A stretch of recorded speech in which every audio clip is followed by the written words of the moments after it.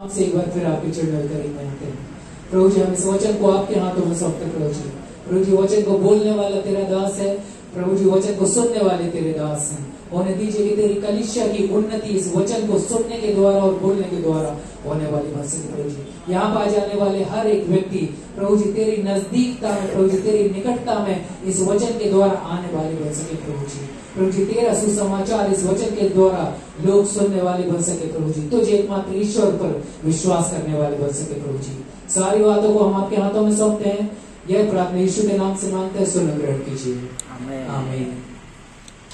अय्यूब एक व्यक्ति, जब अय्यूब की पुस्तक हम देखेंगे, अय्यूब उसका पहला अध्याय में आप देखेंगे, अय्यूब एक ऐसा व्यक्ति था जो कि धर्मी व्यक्ति था, बहुत ही ज्यादा धर्मी व्यक्ति था। हम प्रश्न करेंगे कितना धर्मी था अय्यूब। अय्यूब इतना धर्मी व्यक्ति था कि वो केवल अपने पापों के लिए ही पश्चाताप नहीं करता था, परमेश्वर से क्षमा केवल अपने पापों के लिए नहीं मांगता था, लेकिन वो अपने बच्चों के पापों के लिए भी परमेश्वर से क्षमा मांगता था। अय्यूब के जो बच्चे थे वो समय समय पर एक दूसरे से मुलाकात करते थे, खाना खाने के लिए एक दूसरे के घर जाते थे, परमेश्वर के आराधना करने के लिए एक दूसरे के घर जाते थे। लेकिन चूंकि वह जवान भी थे तो अय्यूब को ऐसा लगता था कि शायद हो सकता है कि मेरे बच्चे पाप में गिर गए हों।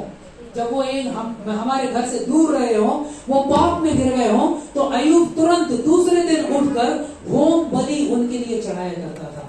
क्योंकि अय्यूब को ऐसा लगता था शायद, अब समझ रहे हैं इस बात को, शायद मेरे बच्चे ने पाप किया होगा, मेरे बच्चों ने पाप किया होगा, इसीलिए वह सुबह सुबह उठकर होम बलि उनके लिए चढ़ाया करता था और परमेश्वर से माफी मांगता था, परमेश्वर से क्षमा मांगता था, परमेश्वर से कहता था कि प्रभु होने दीजिए कि तेरा अनुग्रह मेरे बच्चों के ऊपर आने वाला बन सके। इतना धर्मी व्यक्ति, लेकिन हुआ क्या उस व्यक्ति के जीवन में?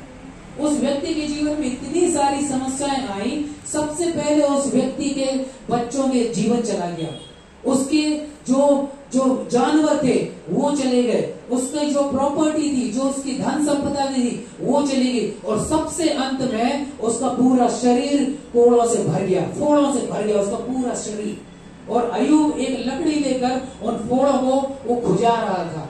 इतनी ज्यादा समस्याएं उसके जीवन में आई, लेकिन अय्यूब को बिल्कुल भी पता नहीं था कि ये सारी समस्याएं क्यों उसके जीवन में आई हैं। अय्यूब को बिल्कुल भी पता नहीं था। उसके विषय में हम चर्चा करेंगे, लेकिन उसके पहले एक जो हकीकत है हम सबको समझना जरूरी है, एक जो सिद्धांत है, एक जो सबक है, एक जो शिक्षा है, वो हम सबको समझना जरूरी है कि सारे जीवन परमेश्वर के हाथों में है। सारे जीवन परमेश्वर के हाथों में। हम में से कोई भी व्यक्ति ऐसा नहीं है, चाहे हम धर्मी हैं चाहे अधर्मी है, हम सबका जीवन परमेश्वर पिता के हाथों में है। परमेश्वर जो जीवन को देने वाला है उसके हाथों में यह अधिकार है कि वह जीवन को ले सके। हालेलुया। कई बार हम परमेश्वर से अच्छी अच्छी चीजें मांगना चालू करते हैं, लेकिन कई बार जब परिस्थितियां हमारे विरुद्ध हो जाती हैं तो हम परमेश्वर से शिकायत करना प्रारंभ कर देते हैं। अरे परमेश्वर, ऐसा क्यों है मेरे जीवन में, ऐसा क्यों है मेरे जीवन में।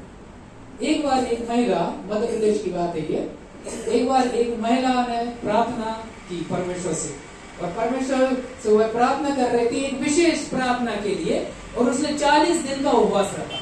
40 दिन का जब उसने उपवास रखा और 40 दिन के बाद परमेश्वर ने उसकी प्रार्थना को सुना ली। और जब मैं उसके पास में गया, मैंने कहा बहन, आप तो कलीसिया में नहीं आती है, आप तो पहली व्यक्ति थी जो कलीसिया में आती थी, आप परमेश्वर के नाम की महिमा करती थी, आपके जीवन के द्वारा कितने लोग कलीसिया में आए हैं, आप कलीसिया में आना आपने क्यों बंद कर दिया? उन बहन ने कहा परमेश्वर हमारी प्रार्थना सुनते ही नहीं, हम तो बहुत धर्मी व्यक्ति हैं, हम कितनी अच्छी प्रार्थना करते हैं, लोगों को कलीसिया में भी लेकर आते हैं, हम कभी झूठ भी नहीं बोलते हैं, हम दूसरे लोगों के लिए प्रार्थना करते हैं, लेकिन परमेश्वर हमारी प्रार्थना को नहीं सुनता, ऐसा क्यों है? तो मैंने उनसे पूछा, मैंने बोला कि क्या प्रार्थना कर रहे हैं, थोड़ा मुझे भी बताइए, क्या कर ऐसा क्या है, थोड़ा समझने की प्रयास करते हैं कि परमेश्वर आपकी प्रार्थना क्यों नहीं सुन रहा है। तब उन्होंने बताया, बोला हमारे पड़ोस में एक महिला है, उस महिला के साथ में हमारी लड़ाई हुई, और लड़ाई इतनी भयंकर हुई कि मरने मारने तक बात आ गई। अब इस महिला ने, जो कि विश्वासी है, इनने ठान लिया परमेश्वर की उपस्थिति से मैं तब तक नहीं उठूंगी, 40 दिन की प्रार्थना, उपवास प्रार्थना करूंगी जब तक कि उस महिला का नाश ना हो जाए। अब आप सोच के देखिए परमेश्वर ऐसी प्रार्थना को सुनेगा क्या? क्या परमेश्वर ऐसी प्रार्थना को उत्तर देगा क्या? क्या परमेश्वर ऐसी प्रार्थना से प्रसन्न